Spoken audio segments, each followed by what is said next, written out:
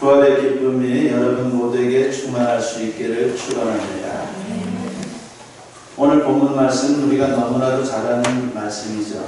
바로 오늘 본문은 예수님께서 부활하신 바로 그날 예루살렘에서 엠마오로 내려가던 두 제자와 만나는 이야기를 소개하고 있습니다.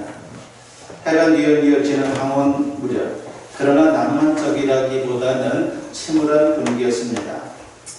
여리고로 내려가는, 엠마로 내려가는 그 두 제자는 예수님의 부활 소식을 듣기는 했지만 확인을 못한 사람들입니다. 그러다 보니까는 부활을 믿을 수가 없었어요. 너무나도 당연한 거죠. 사람이 죽었다가 살아나는 것은 참으로 거의 불가능한 것이기 때문에 이 제자들도 마찬가지였습니다. 그들은 그렇게 믿고 의지했던 예수님이 십자가에 달려 죽은 것으로 모든 게 끝났다고 생각하고 낙심천만한 모습으로 엠마오로 향했습니다. 그때 부활하신 예수님이 나타나신 것입니다. 그런데 희한한 것은 그들이 예수님을 알아보지 못했다는 겁니다. 이유는 두 가지입니다. 하나는 부활하신 예수님이 부활체로 변화되었기 때문이죠. 그리고 더 큰 이유는 그들의 영안이 열리지 않았기 때문입니다. 아무리 진리가 있다 할지라도 우리의 영안이 열리지 않으면요, 진리를 볼 수도 없고 알 수도 없고 이해할 수도 없습니다. 바로 그 두 가지 이유 때문에 이 두 제자는 예수님을 알아보지를 못했습니다. 예수님께서 그들에게 성경 말씀을 풀어줍니다. 그리고 식사 자리에서 성찬을 베풀게 됩니다. 그 순간 그들의 눈이 밝아집니다. 영안이 열린 겁니다. 본문 31절과 32절에 보면 그들의 눈이 밝아져 그인 줄 알아보더니 예수는 그들에게 보이지 아니하시는지라. 그들이 서로 말하되 길에서 우리에게 말씀하시고 우리에게 성경을 풀어주실 때에 우리 속에서 마음이 뜨겁지 아니하더냐 하고 라고 했습니다. 그들이 예수님을 알아보자마자 갑자기 예수님이 사라집니다. 부활체는 시공을 초월하게 금세 나타났다가 사라질 수가 있습니다. 그들은 성경을 풀어주실 때 마음이 뜨거웠던 체험을 서로에게 말합니다. 그들은 기쁨으로 충만해졌고 즉시 예루살렘으로 다시 돌아가게 됩니다. 그들은 다시 힘이 생기고 희망이 생겼습니다. 돌아가니까 여러 명의 사도들이 모여서 서로 부활의 주님을 증거하고 있는 겁니다. 본문 34절과 35절에 보면 말하기를 주께서 과연 살아나시고 시몬에게 보이셨다 하는지라. 두 사람도 길에서 된 일과 예수께서 떡을 떼심으로 자기들에게 알려주신 것을 말하더라고 있습니다. 부활의 주님을 만난 제자들은 어떻게 되었습니까? 무엇보다도 예수님이 하나님의 아들이요 구세주이심을 확신하게 되었습니다. 부활이 바로 그 증표이기 때문이죠. 그들은 살아계신 하나님의 아들, 생명의 주님, 능력의 주님을 만난 것입니다. 그리고 놀라운 변화를 체험했습니다. 그렇습니다. 부활의 주님을 만나게 되면요, 반드시 사람은 변화되게 됩니다. 그렇다면 구체적으로 어떻게 변화됩니까? 그 변화가 오늘 우리에게도 너무나도 필요한 것이죠. 그래서 오늘 이 말씀을 통해서 우리 모든 성도님들도 부활의 주님을 만남으로 변화된 인생을 살아갈 수 있는 하나님의 사람들이 되기를 축원합니다. 첫째로 사망에서 생명으로 변화가 되는 역사가 나타납니다. 부활의 주님을 만나면 사망에서 생명으로 변화되는 것은 주님께서 미리 말씀하신 것입니다. 말하자면 죄로 인해 죽을 수밖에 없었던 우리가 구원받고 영생을 얻는 것입니다. 인간에게는 영생의 본능이 있어요. 그건 누구나 다 마찬가지입니다. 그러나 우리는 죄로 인해서 죽을 수밖에 없는 운명을 가지고 이 세상에 태어나고 그리고 살아가고 있습니다. 육체적으로 죽고 영원히 죽을 수밖에 없습니다. 그래서 늘 죽음의 공포가 있는 것이고 그럴수록 살고자 하는 욕망이 얼마나 강한지 모릅니다. 그러다 보니까 모든 인간은 불로장생을 원하는 그 마음을 가지고 있죠.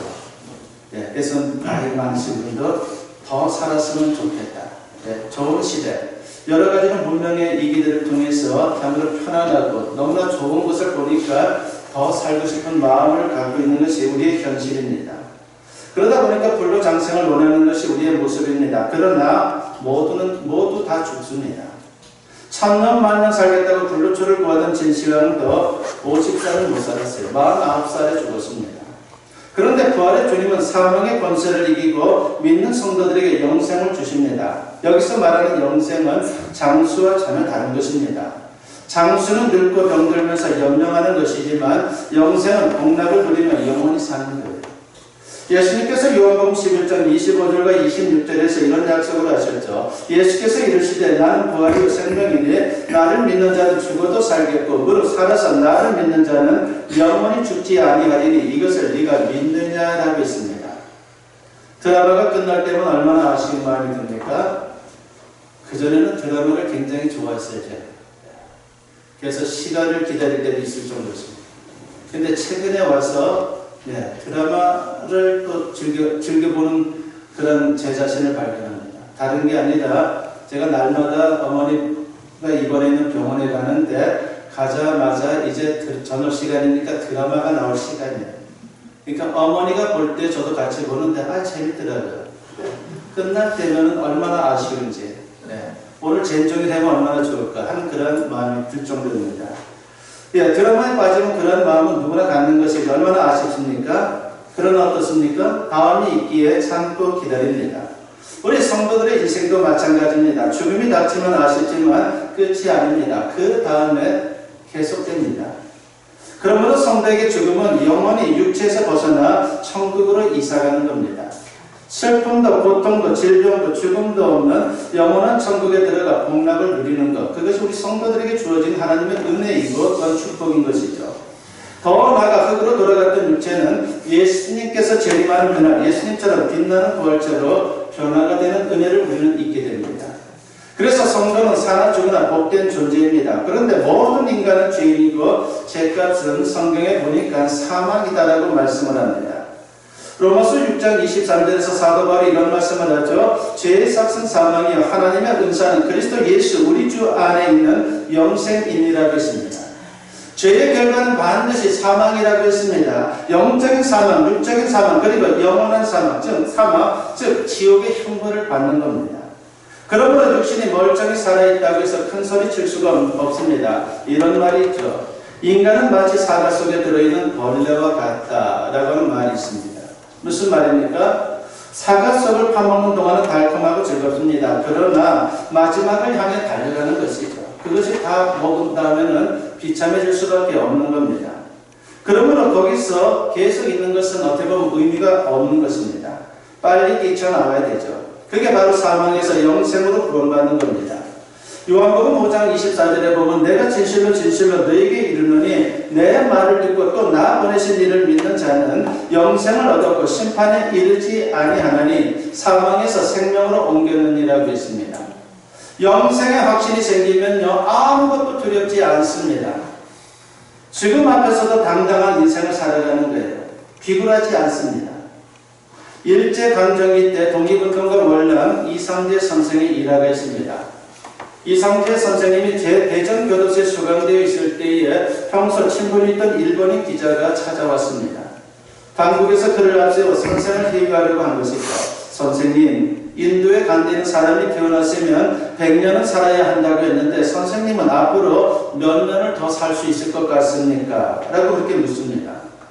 좀 더 오래 살고 싶으면 일제 수능하고 감옥에서 나오라는 말입니다. 그러자 이상재 선생은 기자에게 이렇게 말합니다. 왜 내가 100년만 살겠나? 영생을 해야지. 나는 영생할 수 있다네 라고 그렇게 말합니다. 그러자 기자가 깜짝 놀랍니다. 아니 어떻게 영생할 수 있습니까?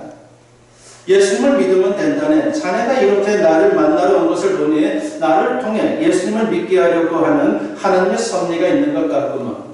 쓸데없는 소리 말고 자네도 오늘부터 예수님을 믿게 라고 그렇게 말했습니다. 그러자 기자는 아무 말도 못하고 돌아갔습니다. 그렇습니다. 영생의 확신이 있으면요 죽음도 두려워하지 않는 감당이 생기는 거예요. 부디 부활의 주님을 만남으로 영생과 부활을 확신하는, 그래서 넉넉히 모든 두려움과 공포로부터 승리하는 인생, 그래서 가치 있는 인생을 살아갈 수 있는 우리 모든 성도님들이 되었으면 합니다. 두 번째로 부활의 주님을 만나면 절망에서 희망으로 변화되는 것이죠. 절망은 인생을 망치는 독소입니다. 반대로 희망은 어떻습니까? 세상을 이기는 힘이 되는 거예요. 그런 점에서 가장 불쌍한 인생은 희망 없는 인생이 가장 불쌍합니다. 그리고 절망은 불신앙입니다. 하나님을 믿지 못하기에 절망하는 겁니다. 세상 살기가 얼마나 힘듭니까? 세상 살다 보면 어려운 일들이 얼마나 많습니까? 무엇보다 하나님 없는 인생은 수시로 절망할 수밖에 없어요. 그러나 하나님을 믿는 성도는 암담한 상황에서도 희망이 있습니다. 심지어 죽음의 순간에서도 희망이 있는 것이 우리 믿음의 사람들입니다. 베드로전서 1장 21절에 보면 너희는 그를 죽은 자 가운데서 살리시고 영광을 주신 하나님을 그리스도로 말미암아 믿는 자니 너희 믿음과 소망이 하나님께 있게 하셨느니라 했습니다. 그러므로 부활의 주님을 만나면 어떤 경우에도 희망이 있는 겁니다. 엠마오로 가던 불제자 그리고 11 사도들은 절망 가운데 처음에 슬퍼했죠. 하지만 부활의 주님을 만남으로 기쁨이 넘쳤고 희망으로 가득했습니다. 그러다 보니 더 이상 세상이 두렵지 않았어요. 그래서 두 제자는 가던 길에서 돌이켜 예루살렘으로 향했던 것입니다. 그렇습니다. 부활의 주님은 우리의 희망입니다. 그래서 그 부활의 주님을 우리가 만나야 되는 것이고 믿어야 되는 거예요. 그럴 때에 우리는 이 세상을 이기며 살아갈 수 있는 존재가 되는 겁니다. 톨스토이와 함께 러시아 문학의 한 축을 이루는 분이 있죠. 바로 도스토옙스키입니다. 바로 이 도스토옙스키의 인생만큼 우울하고 고통으로 점철된 인생도 없을 것입니다. 그는 어렸을 때 아버지가 살해되고 구하처럼 달았습니다. 청년기에는 혁명당에 가담한 이유로 체포되어서 사형 선고까지 받았습니다. 사형 집행 전에 천재적인 문학성 때문에 황제의 특사로 사면되어 시베리아로 유배를 떠나게 됩니다. 그 결혼하여 자식이 하나 있었지만 추위와 배고픔으로 결국 병들어 죽었습니다. 그뿐만이 아니라 자신에게는 천연과도 같은 질병이 있었어요. 그게 바로 간질병이었어요. 우리가 간질병이 어떤지 너무나 잘 알지 않습니까? 멀쩡하게 있다가 사람이 거품을 물고 쓰러지는 것. 참으로 얼마나 비참합니까? 바로 그런 천연과도 같은 질병이 있었습니다. 도스토옙스키는 일평생을 인생의 고통을 짊어지고 살았습니다. 그런데 그가 어떻게 재와 벌 그리고 까라마조프의 형제들과 같이 인생의 깊이와 고뇌 그리고 용기를 얻을 수 있는 작품들을 쓸 수 있었던 것입니까? 신학대학에 처음 입학을 하게 되면요, 가장 먼저 읽으라는 책이 까라마조프의 형제들. 그래서 그때 한번 본 적이 있습니다. 참으로 대단한 작품이죠. 이런 작품을 어떻게 쓸 수 있었단 말입니까? 그것은 그가 인생의 고통을 절망으로 받아들이지 않았기 때문입니다. 그는 고통 속에서도 오히려 하나님을 발견했고 그 고통 속에서 부활의 주님을 만났습니다. 절망을 희망으로 바꾸시는 예수님을 만난 것이죠. 그래서 그는 하나님이 주신 희망으로 고통스러운 인생을 승화시킬 수 있었던 것입니다. 부활의 예수님을 만나면 누구라도 절망을 소망으로 바꾸어 다시 시작할 수가 있어요. 그래서 우리가 주님을 만나는 것은 인생에 있어서 굉장히 중요한 선물이고 축복이다라고 말할 수 있는 겁니다. 그렇습니다. 주님의 부활은 절망에 빠진 사람들에게 소망을 주는 복음입니다. 그런데 역설스럽게도 부활의 소망은 십자가의 절망에서 비롯된다는 것입니다. 베드로는 예수 그리스도의 부활로 말미암은 소망을 이렇게 고백을 합니다. 베드로전서 1장 3절과 4절에 보면 우리 주 예수 그리스도의 아버지 하나님을 찬송하리로다. 그의 많으신 긍휼대로 예수 그리스도를 죽은 자 가운데서 부활하게 하심으로 말미암아 우리를 거듭나게 하사 산 소망이 있게 하시며 썩지 않고 더럽지 않고 쇠하지 아니하는 유업을 있게 하시나니 곧 너희를 위하여 하늘에 간직하신 것이라고 했습니다. 베드로와 초대교회 성도들이 절망적인 시련과 고난 중에도 하나님께 감사하며 찬송할 수 있었던 것은 하나님께서 예수 그리스도를 부활하게 하심으로 산 소망을 갖게 해주셨기 때문입니다. 뿐만 아니라 하늘에 간직한 영원한 복을 유업으로 바라보게 해주셨기 때문이에요.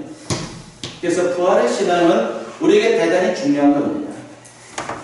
한국의 슈발트로 불리는 문창모 장로님이 있습니다. 원주에 사는 분들은 웬만한 분들은 다 알죠. 원주 서태 보면 거의 평생을 살았기 때문에 원주 분들은 다 아는 인물입니다. 그리고 제1감리교회 장로님으로 계시다가 그렇게 소천을 하셨습니다. 그분은 일제강점기 때 그리고 북한공산당에게 죽음의 위기를 겪었고 남한에 넘어와서도 여러 고생을 한 분입니다. 그러나 그분은 예수님을 만나 절망하지 않고 열정을 가지고 인생을 살았어요. 그분의 열정은 너무나도 대단합니다. 저도 어릴 때 아프면요, 문창모 원장님 병원에 갔어요. 그분을 만나서 그분의 진료를 받고 약을 먹으면 다 났어요. 그래서 참 실력이 대단하구나 라고 하는 그런 생각을 어릴 때부터 가졌습니다. 그분은 뭐 다 좋은데 단점 아닌 단점이 있죠. 말씀이 너무 많다는 거예요. 진료를 하실 때도 제 기억에는 입이 쉬질 않아요. 계속 말씀을 하십니다. 그래서 어떨 때는 뭐 심심치가 않다는 생각도 하지만 어떨 때는 너무 또 몸이 안 좋을 때는 얼마나 귀찮은지 몰라요. 그래도 진료를 받고 나면은 참으로 좋은 진료를 통해서 몸이 잘 나았다는 그런 기억이 지금도 있습니다. 이분이 많은 고생을 하셨죠. 그러나 그분은 예수님을 통해서 절망하지 않았고 열정을 가지고 주어진 의사로서의 사명을 잘 감당했습니다. 의사만 하신 것이 아니죠. 국회의원으로서 활동도 하셨어요.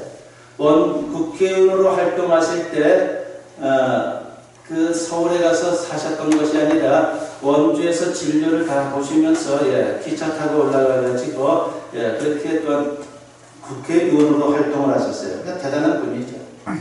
세브란스 병원장, 그리고 인천도립병원장, 그리고 국립마산결핵요양소장, 그리고 원주 기독병원장직을 맡아서 봉사를 하셨습니다. 그러다가 96세로 하나님 나라의 부름을 받기까지 의사로서 70년 동안 환자를 돌보는 일에 전념을 하신 분입니다.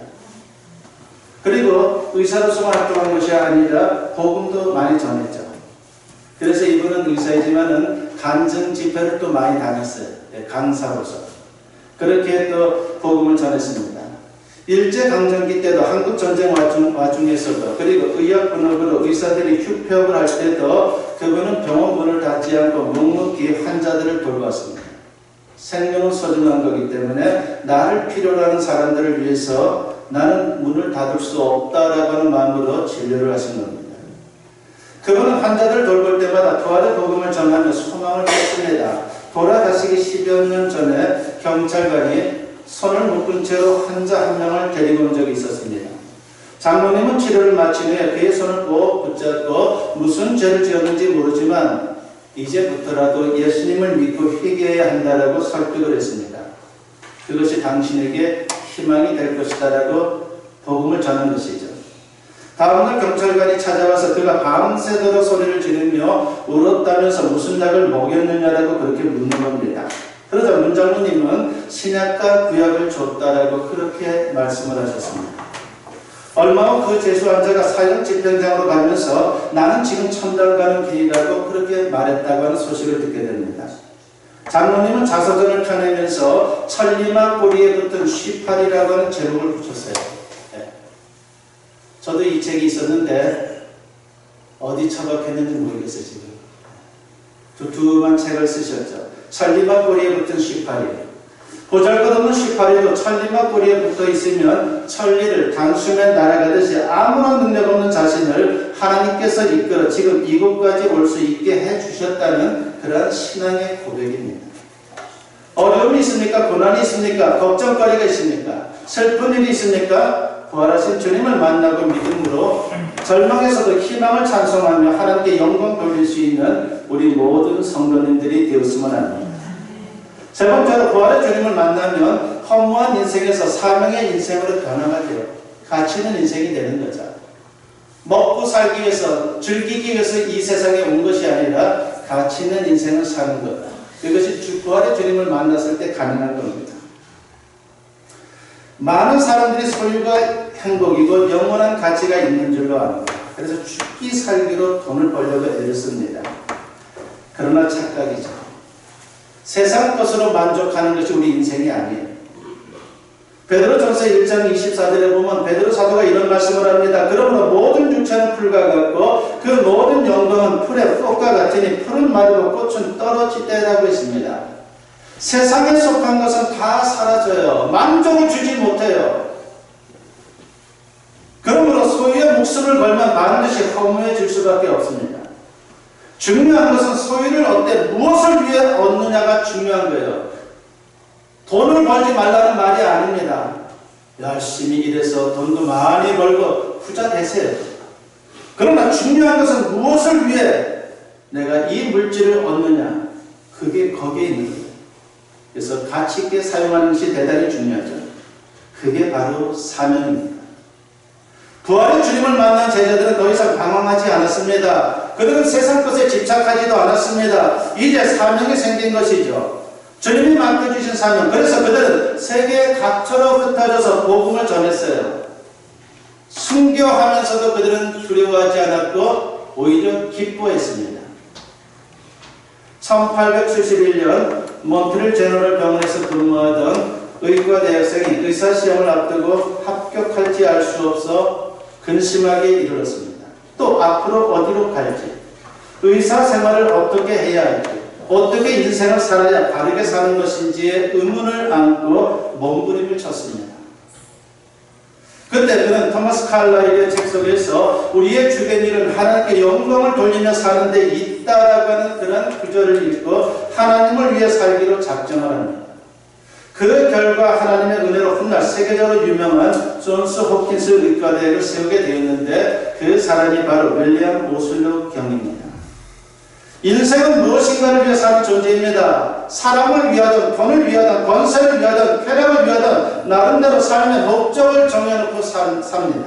그러나 무엇을 위해 사는 것이 바르게 사는 것인지를 분명히 해야 합니다. 어느 의과대학에서 자신이 최고라 생각하는 2명의 학생이 있었습니다. 하루는 둘이 병원 복도를 걷고 있는데 어떤 남자가 매우 고통스러운 표정으로 허리를 숙이고 엉거주춤하고 저 멀리서부터 힘겹게 걸어오는 겁니다. 그 모습을 보고 한 학생이 말합니다. 저건 분명 루마티스 관절염이야 라고 그렇게 말합니다. 그러자 다른 학생이 머리를 가로지으며 이런 말을 합니다. 천만에 저건 디스크가 틀림없어. 둘은 서로가 자기가 옳다라고 옥신각신했어요. 그때 그 남자가 가까이 오더니 아주 힘겹게 그들에게 묻습니다. 저 화장실이 어디죠? 라고 말합니다. 너무 급했던 거죠. 사람의 경험이나 지식은 한계가 있어요. 사람의 판단 역시 한계가 있습니다. 그러므로 겸손히 우리가 할 것은 하나님을 의지하는 겁니다.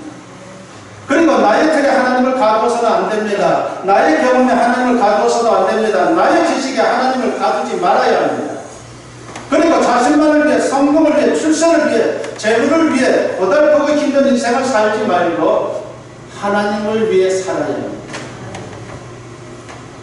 사도 바울은 로마서 14장 7절과 8절에서 삶의 목적을 고백하죠. 우리 중에 누구든지 자기를 위하여 사는 자가 없고 자기를 위하여 죽는 자도 없도다.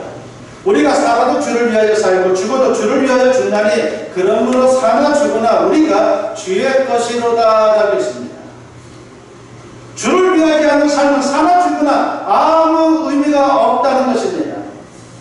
그러므로 참된 삶이 되려면요, 무엇보다도 하나님을 위해 살아야 하고 죽는 것도 하나님을 위해 죽어야 하는 것입니다. 한 번 왔다 가는 인생, 세상의 소유에만 집착하고 나만 위해 살다가 가면요, 얼마나 허무합니까? 뭘 남겨놓은 인생이겠습니까? 자식들에게, 후손들에게 많은 재물 남겼다라고 그것이 자식들에게 유익이 되겠어요? 의미 없는 인생을 살다가 그냥 의미 없이 떠나면요, 그 물질 때문에 자식들 사이에 전쟁이 벌어집니다. 비참한 일이에요. 그래서 어리석은 인생이 될 수밖에 없는 거예요. 그러므로 부활의 주님을 만난 우리는, 영원한 천국을 나온 우리는 일시적인 세상 것이 아니라 영원한 가치를 위해 살아가는 하나님의 사람들이 되어야 하는 것입니다.